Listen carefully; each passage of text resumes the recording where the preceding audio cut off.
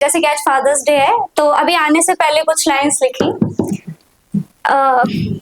ऐसे है कि जब जन्म लिया थामा उसने, जब जन्म लिया थामा उसने, फिर नन्हा पौधा सींचा, और जब गिरने लगी जमी पर तब हाथ पकड़कर खींचा।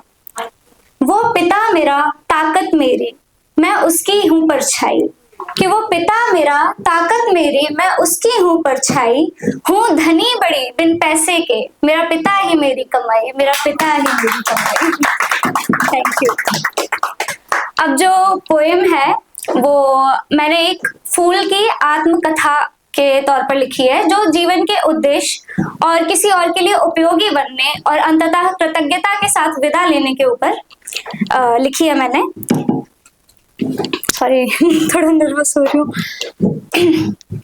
ऐसे है कि सुबह उठी तो धूप खिली थी, नई जिंदगी मुझे मिली थी। ये एक पुष्प अपने बारे में लिख रहा है या सोच रहा है कि सुबह उठी तो धूप खिली थी, नई जिंदगी मुझे मिली थी। पत्ता पत्ता महका मेरा, जीवन थोड़ा चहका मेरा। सूरज के संग संग उम्र बढ़ा दी, बगिया की भी शान बढ़ा दी।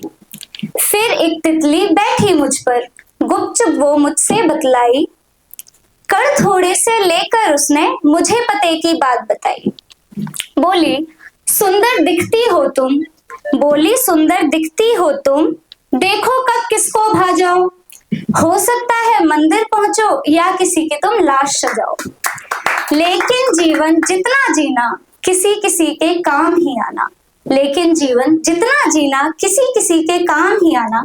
सबको पहले खुशबू देना उसके बाद ही तुम मुरझाना, सबको पहले खुशबू देना उसके बाद ही तुम मुरझाना।